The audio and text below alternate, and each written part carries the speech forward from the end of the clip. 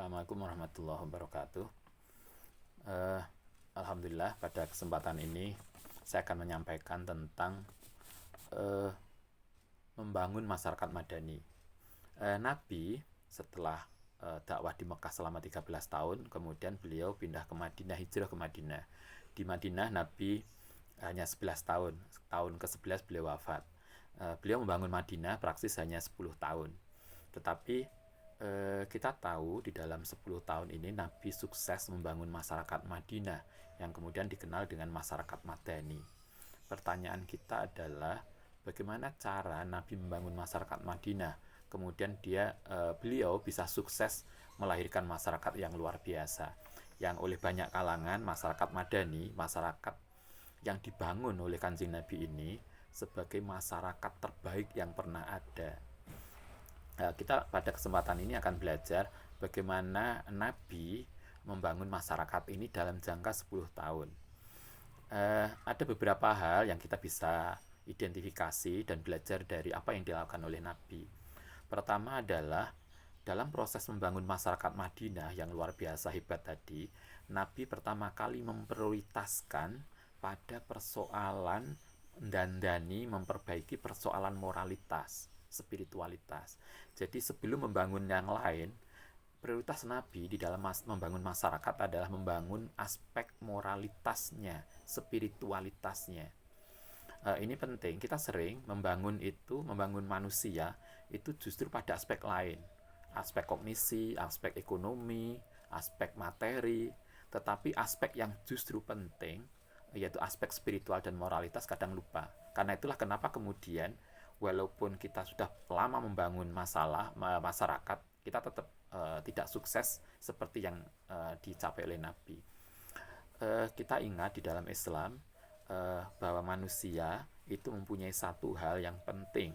Yang satu ini kalau baik, maka perilaku kita menjadi baik. Kalau hal ini tidak baik, maka perilaku kehidupan kita menjadi tidak baik. Satu hal itu adalah hati. Nabi memprioritaskan pembangunan pertama itu dibangun ada persoalan hati, persoalan moralitas dan spiritualitas kita. Karena seperti yang biasa kita lihat dan banyak ditulis oleh banyak orang bahwa orang pintar itu tidak akan menjamin orang menjadi baik kalau tidak dibarengi dengan moralitas dan spiritual yang baik. Karena itu Nabi, kalau kita belajar dari Nabi, kalau kita jadi orang tua, kalau kita jadi guru, kalau kita jadi dosen, kalau kita jadi pimpinan, maka sesungguhnya persoalan penting yang harus kita tata dulu di dalam anak buah kita, lembaga kita, anak-anak kita, dan keluarga kita adalah persoalan moral tadi. Pintar itu penting, tetapi persoalan moralitas anak-anak kita, spiritualitas itu menjadi basis dari pembangunan sebelumnya.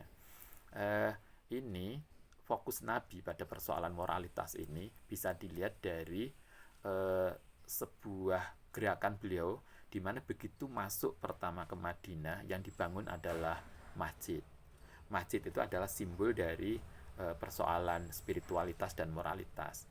Ada yang lebih eksplisit disampaikan oleh Nabi di dalam hadis Sunan Tirmidzi. Suatu ketika Nabi itu begitu masuk Madinah, Nabi kedatangan sahabat, beliau mengatakan, "Kanjeng Nabi, Anda baru datang, apa yang harus saya lakukan untuk membantu kesuksesan dakwah Anda?" Kemudian Nabi menyampaikan 4 hal. Yang pertama kata beliau adalah qiyamul lail. Qiyamul lail itu salat malam. Qiyamul lail itu salat tahajud ya, bukan salat isya kemalaman lah ya. Kita kan sering salat isya sampai malam karena sorenya kita sibuk dengan yang lain. Salat qiyamul lail bukan salat isya kemalaman. Salat qiyamul lail adalah salat tahajud. Tahajud itu bukan sekedar kita salat malam, karena tahajud itu ada target yang ingin dicapai, yaitu maqamah mahmudah. Artinya dengan tahajud itu orang akan mendapatkan maqamah mahmudah, derajat yang tinggi di sisi Allah. Derajat yang tinggi di sisi Allah itu salah satu indikatornya adalah mempunyai moralitas dan spiritual yang baik. Karena itu kalau kita setiap malam tahajud tapi moralitas perilaku kita kok tidak berubah menjadi baik, semakin dekat pada Allah, perilaku kita tidak semakin baik, maka berarti harus ada yang kita pikirkan ulang di dalam tahajud kita. Kenapa tahajud kemudian tidak merubah sikap dan perilaku kita?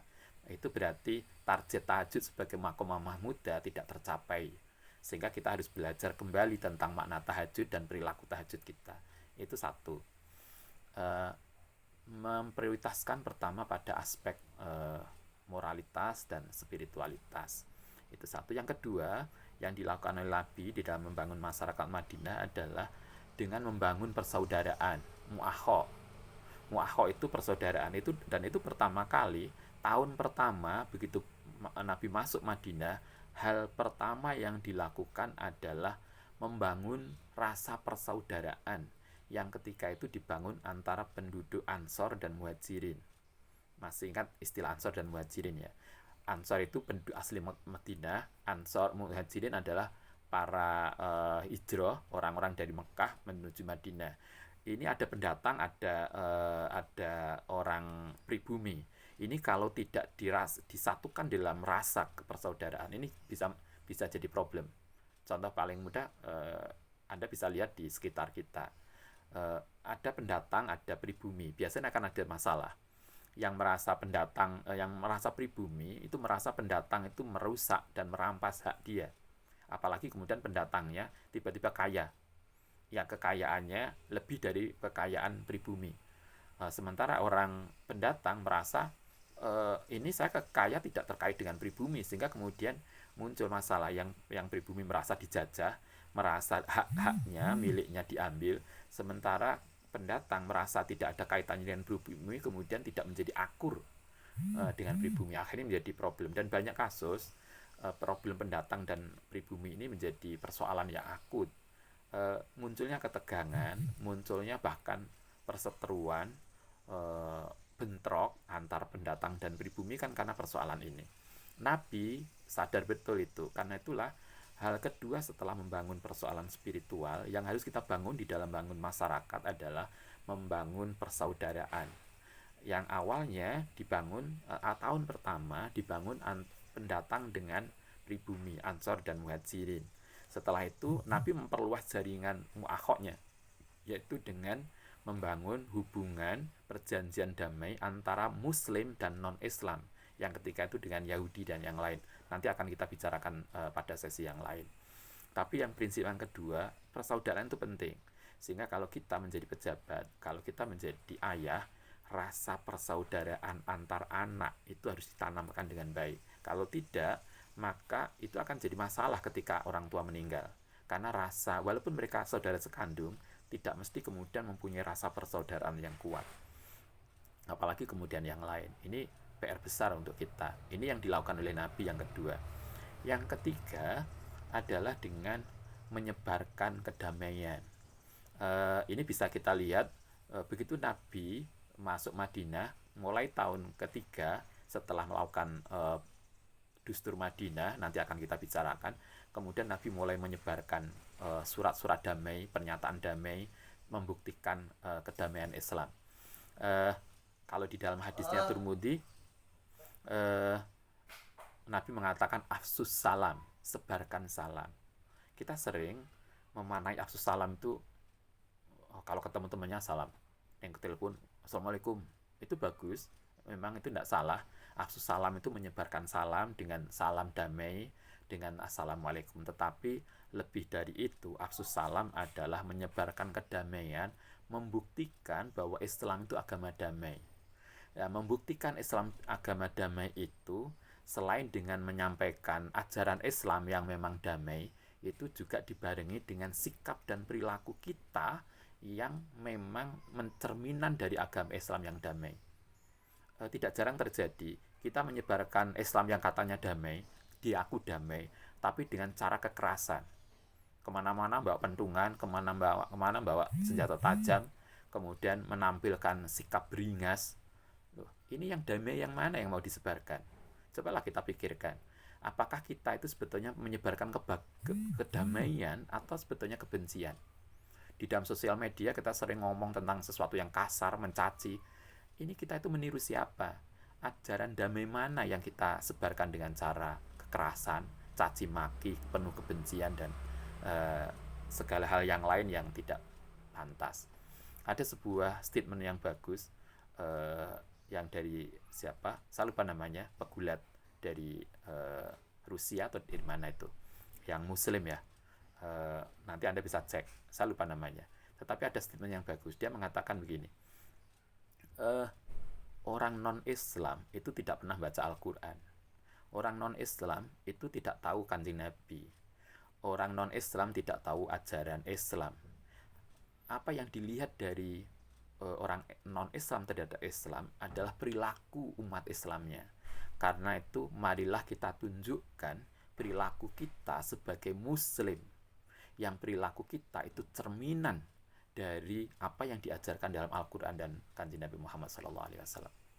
Nah, mestinya itu. Jadi marilah kita belajar bagaimana perilaku kita itu menunjukkan identitas kita sebagai Muslim yang senantiasa menebarkan kedamaian, menebarkan sikap yang ramah, menebarkan perilaku yang santun. Karena Islam itu sebetulnya ajaran santun dan ajaran yang rahmah. Kita sering mengklaim Islam itu rahmatan lil alamin. Tetapi pertanyaannya adalah, apakah diri kita, perilaku kita, keseharian kita itu telah menunjukkan perilaku Muslim yang santun, ramah, dan penuh kedamaian? Itu yang menjadi PR besar kita. Nabi mengajarkan itu. Karena itu tidak pernah Nabi, walaupun di dalam Madinah, selama di Madinah beliau melakukan banyak sekali peperangan, tapi beliau tidak pernah menyerang lebih dulu.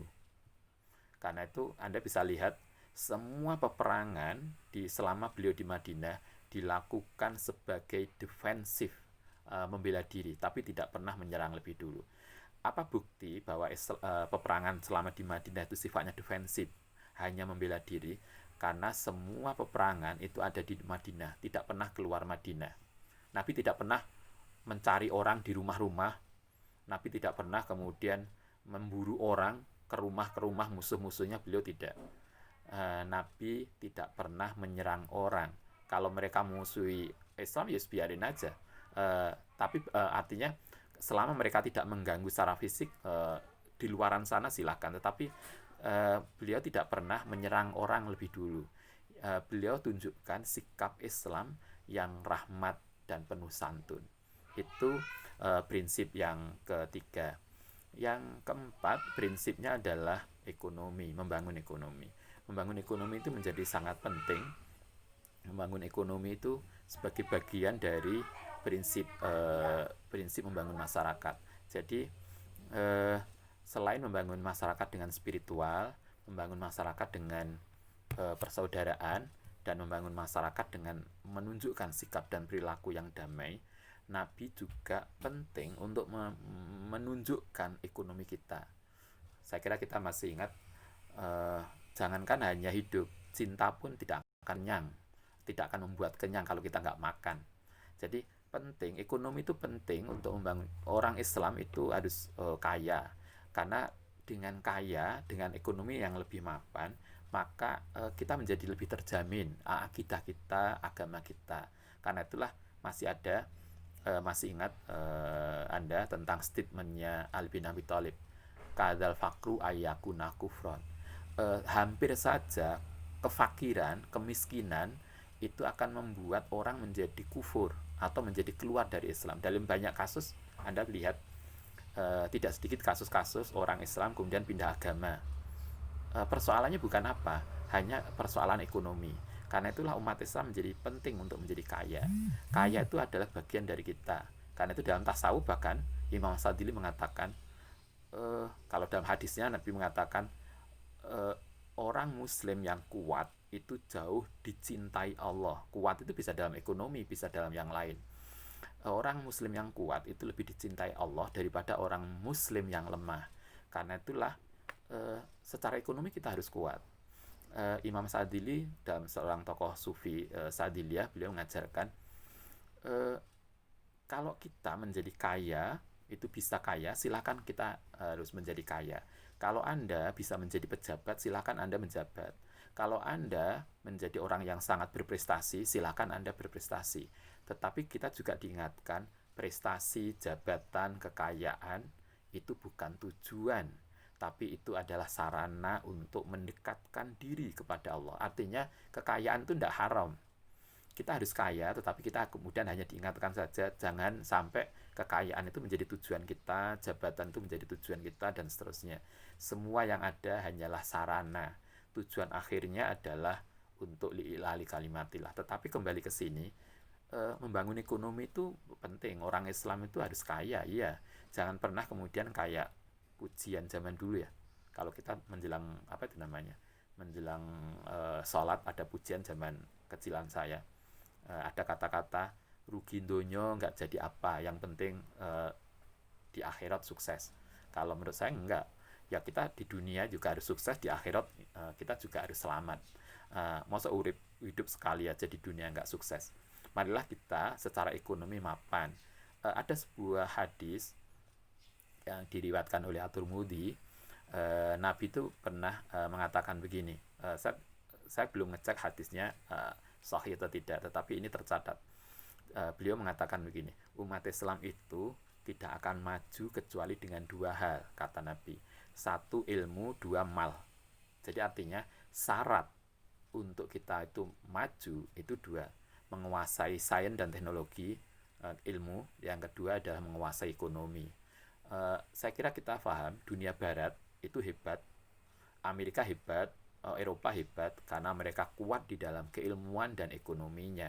Karena itu Islam kalau ingin kuat, maka kita harus menguasai ilmu dan kaya. Kalau saya sering katakan ke para santri, santri itu harus kaya dan pinter. Santri itu harus sarjana dan kaya. Dengan sarjana kita menguasai keilmuan, dengan kayaan kita menguasai harta.